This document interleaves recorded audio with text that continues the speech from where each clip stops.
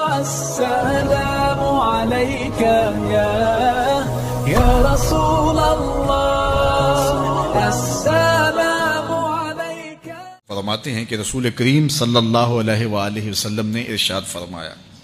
اللہ اکبر. دیکھیے کہیں کہا گیا کالا کالا نبی صلی اللہ علیہ وسلم، کہا گیا کالا کالا رسول اللہ صلی اللہ علیہ وسلم، کہیں کہا گیا کالا کالا ابو القاسم صلی اللہ علیہ وسلم. کیسے رنگ ہیں. حضرت عائشہ بھی روایت کرتی ہیں حضور کی حدیث، تو کبھی نہیں کہتی کہ کالا کالا زوجی میرے شوہر نے کہا، وہ بھی کہتے ہیں کالا کالا رسول اللہ میرے رسول نے کہا. حضرت عباس روایت کرتے ہیں تو کبھی نہیں کہتے کہ میرے بھتیجے نے کہا، وہ بھی کہتے ہیں کالا کالا رسول اللہ صلی اللہ علیہ وسلم.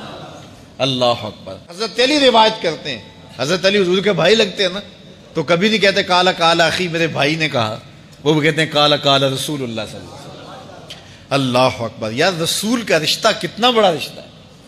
تو کوئی نہیں کہتا میرے شوہر نے کہا ہے، کوئی نہیں کہتا میرے بھتیجے نے کہا ہے، کوئی نہیں کہتا کہ میرے بھائی نے کہا ہے، سارے کہتے ہیں میرے رسول نے کہا ہے. تو یار یہ کتنا بڑا رشتہ ہے، کتنا عظیم رشتہ ہے. تو اس رشتے کے ساتھ فخر ہوتا ہے، ناز ہوتا ہے.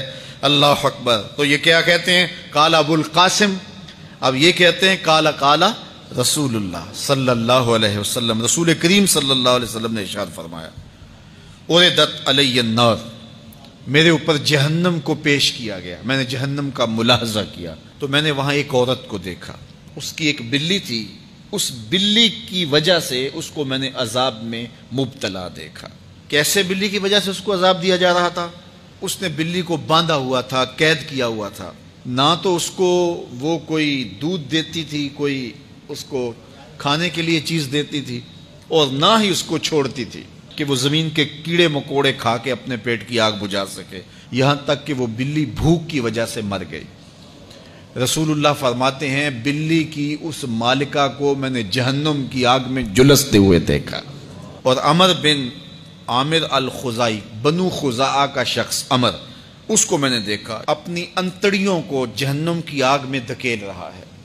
اس کی انتڑیاں نکلی ہوئی ہیں اور جہنم کی آگ میں گھسیٹتی ہوئی اس کی انتڑیاں جا رہی ہیں. یہ پہلا شخص تھا جس نے سائبہ بنائے تھے، جانوروں کے کان چیر دیے اور بتوں کے نام پہ چھوڑ دیے. یعنی سب سے پہلے بت پرستی کا آغاز عرب میں کرنے والا بنو خزاعہ کا عمر بن عامر یہ تھا.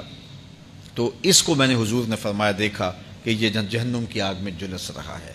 چونکہ اب جتنے بھی لوگ بت پرستی کریں گے ان سب کا گناہ عمر بن عامر کے نامہ اعمال میں درج ہوگا. ان کو بھی گناہ ملے گا جو بت پرستی کرتے ہیں. اور چونکہ ایجاد اس نے کیے تھے، بت اس نے بنائے تھے، تراشے اس نے تھے، پھر اس کے بعد اس نے جانور بتوں کے نام پہ چھوڑے تھے، چڑھاوے چڑھانے کا انداز اختیار کیا تھا، لہٰذا اس کو جو ہے وہ گناہ پہنچتا رہے گا. تو کہا میں نے اس کو عذاب میں مبتلا دیکھا. تو اگر خیر کی بنیاد رکھو گے نیکیاں ملتی رہیں گی، کھاتے کبھی بھی کلوز نہیں ہوں گے. اور اگر برائی کی بنیاد رکھو گے قیامت تک اس برائی پر جو عمل کرتے رہیں گے اس کا گناہ بھی کھاتے میں پڑتا رہے گا. اللہ اکبر. تو ہمیں اچھائی کی طرح ڈالنی چاہیے، نیکی کی طرح ڈالنی چاہیے. آقا کریم علیہ الصلوۃ والسلام نے ایک موقع پر فنڈ مانگا تو ایک شخص نے اٹھ کر کے پیش کیا. تو جب اس نے پیش کیا تو اس کے دیکھا دیکھی دوسرے بھی کھڑے ہو گئے، دوسرے بھی پیش کرنے لگے. بعض کا سارے خاموش ہوتے ہیں، کوئی ہمت نہیں کرتا. تو ایک کھڑا ہوا تو اس کو دیکھ کے دوسرے بھی کھڑے ہو گئے. تب حضور نے فرمایا تھا من سنّا فی الاسلام سنتن حسنتن فلہ اجرھا، جس نے اسلام میں کوئی اچھا طریقہ رائج کیا اس کو اس کا اجر ملے گا. اور پھر اس کی دیکھا دیکھی جس نے بھی کوئی اچھا کام کیا اس کا اجر بھی اس کے اجر کی کمی کے بغیر اس کے کھاتے میں بھی داخل ہوتا رہے.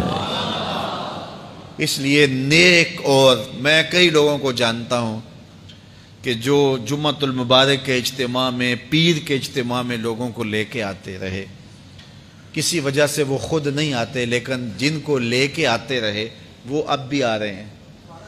تو وہ اگرچہ نہیں آ رہے اور کچھ فوت بھی ہو گئے ہیں، تو جو جن کو لے کر آئے ان کے کھاتے کا ثواب ان کے نامہ اعمال کے کھاتے میں بھی درج ہے. السلام علیک یا رسول اللہ السلام